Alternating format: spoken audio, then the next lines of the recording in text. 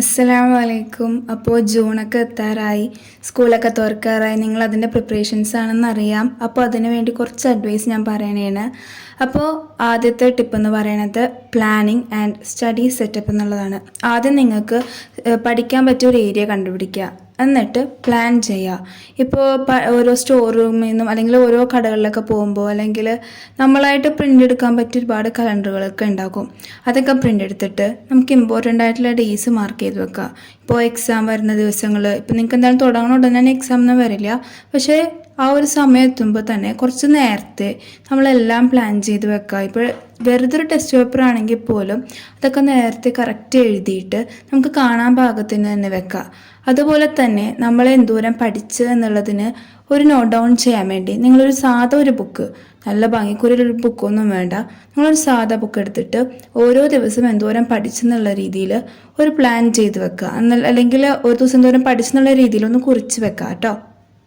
ഇങ്ങനെയൊക്കെ ചെയ്യുമ്പോൾ നമുക്ക് പഠിക്കാനുള്ള ഒരു ഇൻട്രസ്റ്റ് കൂടും.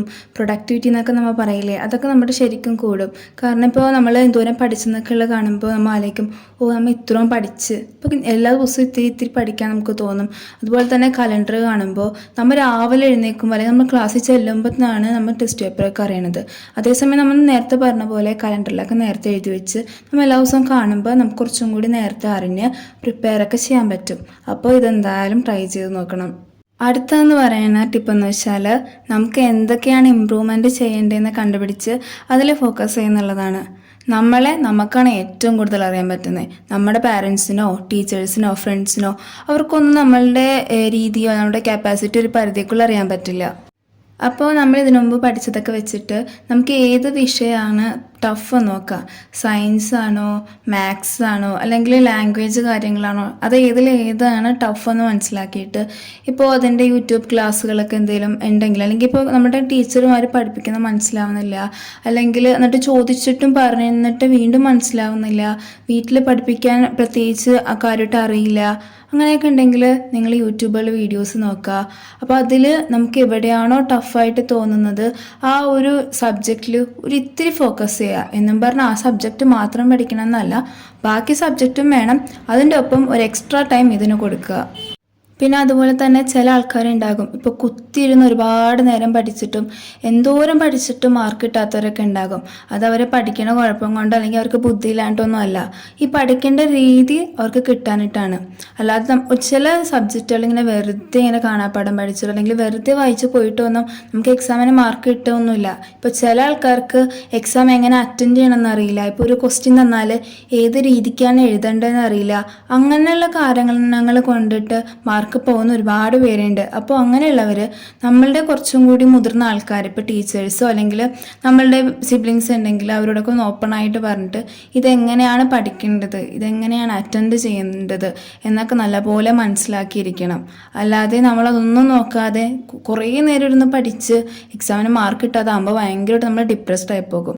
അടുത്തതെന്ന് വെച്ചാൽ ഷോപ്പിങ്ങിൽ ശ്രദ്ധിക്കേണ്ട ഒരു കാര്യമാണ്.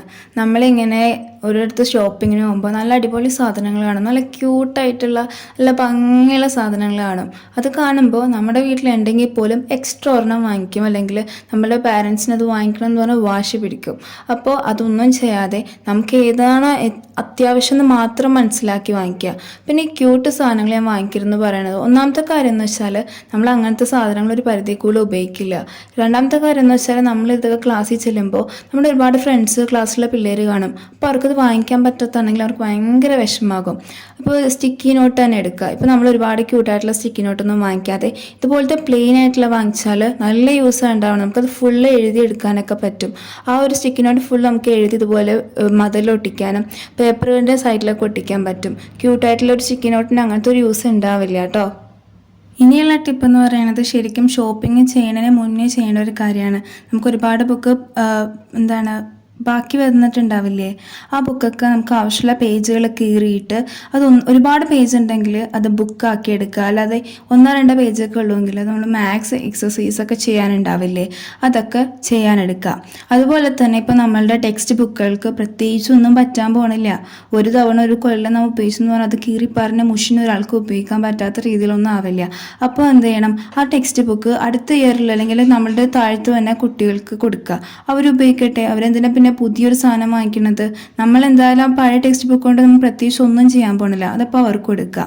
പിന്നെ നമ്മൾ കീറിയ പുസ്തകങ്ങൾ, അല്ലെങ്കിൽ കീറിയ പുസ്തകങ്ങളല്ല, നമ്മുടെ പഴയ പുസ്തകങ്ങളിൽ പേപ്പറൊക്കെ കീറി നല്ല വൃത്തിക്ക് നമുക്ക് പുതിയ നോട്ട് ബുക്കുകൾ ഉണ്ടാക്കാൻ പറ്റും. നല്ല ഭംഗിയുള്ള നോട്ട് ബുക്ക് ഉണ്ടാക്കാൻ പറ്റും. ഇപ്പോൾ ഞാൻ എൻ്റെ ഒരു കീറി പറഞ്ഞ ഒരു പുസ്തകം ഈ ന്യൂസ് പേപ്പർ കൊണ്ട് അട്ടിയാക്കി ഇട്ടിട്ട് നല്ല ഭംഗിക്കൊരു ബുക്ക് ഉണ്ടാക്കിയിട്ടുണ്ട്. അതിൽ ഞാനിപ്പോൾ ഒരു നോട്ട്, സ്റ്റഡി നോട്ടൊക്കെയാണ് അതിലത് എഴുതുന്നത്. അതുപോലെ തന്നെ ഞാനിപ്പോൾ എഴുതുന്ന ഒരു നോട്ട്സൊക്കെ എഴുതിയെടുക്കുന്ന ഈ പേപ്പർ എന്ന് പറയുന്നത് എൻ്റെ പഴയ റെക്കോർഡിൽ നിന്ന് ഞാൻ കീറിയെടുത്ത പേപ്പറുകളാണ്. അപ്പോൾ അതുപോലെ നമ്മൾ പഴയ സാധനങ്ങൾ, ബുക്ക് ആയിക്കോട്ടെ അല്ലെങ്കിൽ എന്തോ ആയിക്കോട്ടെ, പഴയ സ്റ്റേഷനറീസ് പരമാവധി യൂസ് ചെയ്യാൻ നോക്കുക. അല്ലാതെ കണ്ട സാധനങ്ങളൊക്കെ വാങ്ങിക്കുന്നത് അത് ഭയങ്കര മോശം ശീലമാണ് കേട്ടോ. ഇനി പറയാൻ പോകുന്നത് ടിപ്പല്ല, സ്റ്റുഡൻസിന് യൂസ് ചെയ്യാൻ പറ്റിയ കുറച്ച് ആപ്പുകളെ പറ്റിയാണ്. ഞാൻ എന്തായാലും ഇതിനെപ്പറ്റി ഒരു ഷോർട്സ് ഇട്ടിട്ടുണ്ട്, എന്നാലും എന്തെങ്കിലും ഒന്നും കൂടി എടുത്ത് പറയാം. അപ്പോൾ നമ്മളിപ്പോൾ കുറേ കൂടി പ്രൊഡക്റ്റീവായിട്ട് ഫോക്കസായിട്ട് കണ്ടിന്യൂസ് പഠിച്ചു പോകുന്ന ആൾക്കാരൊക്കെ ഉണ്ടാവുമല്ലോ, അവർക്ക് പറ്റിയ കുറച്ച് ആപ്പുകളാണ് ഞാൻ പറയുന്നത്.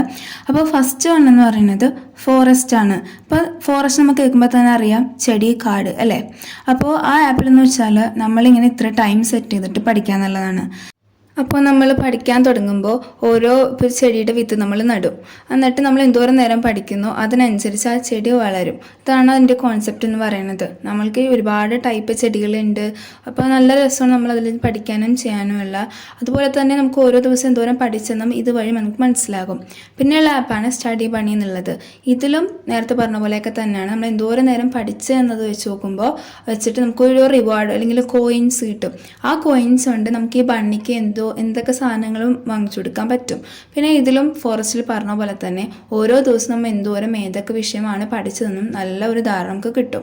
പിന്നെയുള്ള പറയാൻ പോകുന്ന ഒരു ആപ്പ് എന്ന് വെച്ചാൽ, ഞാനൊരു സബ്സ്ക്രൈബർ പറഞ്ഞിട്ട് യൂസ് ചെയ്തൊരു ആപ്പാണ്. അതിൻ്റെ കറക്റ്റ് പ്രൊനൗൺസിയേഷൻ അറിയില്ല. എന്തായാലും ഇതാണ് ആപ്പ് എന്ന് പറയുന്നത്. ഇതിൽ നമ്മൾക്ക് ഒരുപാട് സെറ്റിങ്സ് ചെയ്യാൻ പറ്റും. നേരത്തെ 2 ആപ്പിലും ടു ഡു ലിസ്റ്റും ഒക്കെ ചെയ്യാൻ പറ്റും. ഇതിലും ടു ഡു ലിസ്റ്റ് ചെയ്യാൻ പറ്റും. പിന്നെ ഇതിലൊരു ഡിഫറൻസ് എന്താണെന്ന് വെച്ചാൽ, നമുക്ക് ഓരോ ഗ്രൂപ്പായിട്ട് ഫോം ചെയ്യാൻ പറ്റും. നമ്മൾ ഓൺലൈനിൽ പല സ്ഥലത്തുള്ള ആൾക്കാർ വെച്ചിട്ട് നമുക്ക് ഗ്രൂപ്പ് ഉണ്ടാക്കാൻ പറ്റും. എന്നിട്ട് അവർ പഠിക്കുന്നതൊക്കെ കാണുമ്പോൾ, അല്ലെങ്കിൽ അവർ എന്തോരം നേരം പഠിക്കും നമുക്ക് അറിയാൻ പറ്റും. അവർ പഠിക്കാൻ സ്റ്റാർട്ട് ചെയ്യുമ്പോൾ നമുക്ക് അവിടെ കാണാൻ പറ്റും ആരൊക്കെ പഠിക്കുന്നുണ്ട് എന്നുള്ള രീതിയിൽ. അപ്പോൾ നമുക്കത് കാണുമ്പോൾ പഠിക്കാൻ തോന്നും. അപ്പോൾ നമ്മൾ എന്തോരം നേരം പഠിച്ചെന്നും എന്തൊക്കെ ചെയ്തെന്നും അല്ലെങ്കിൽ ടു ഡു ലിസ്റ്റും എല്ലാം ഈ ആപ്പിലുണ്ട്. അപ്പോൾ ഞാൻ ആപ്പ് ഉപയോഗിച്ചപ്പോൾ എനിക്ക് നല്ല യൂസ് തോന്നിയതുകൊണ്ടാണ് നിങ്ങളോട് പറയണത്. പിന്നെ ഫോൺ അടുത്ത് വെച്ച് ഭയങ്കര ഡിസ്ട്രാക്ഷൻ ആവുന്നുള്ള പിള്ളേരാണെങ്കിൽ ഇതൊന്നും വേണ്ട, നിങ്ങൾ മാറ്റി വെക്കുക. ടൈമർ ഉണ്ടാവില്ലേ, അല്ലെങ്കിൽ ടൈമറും വേണ്ട, ക്ലോക്ക് ഉണ്ടാവില്ലേ, നിങ്ങൾ എന്താ ചെയ്യുക, ആദ്യം നമ്മൾ പഠിക്കാതിരിക്കുമ്പോൾ ക്ലോക്കിൽ ടൈം നോക്കുക. എന്നിട്ട് ഒരു ബുക്ക് എടുക്കുക. എന്നിട്ട് ആ ഡേറ്റ് എഴുതുക, സബ്ജക്റ്റ് എഴുതുക. എന്നിട്ട് നമ്മൾ പഠിക്കാൻ സ്റ്റാർട്ട് ചെയ്ത് ടൈം എഴുതുക.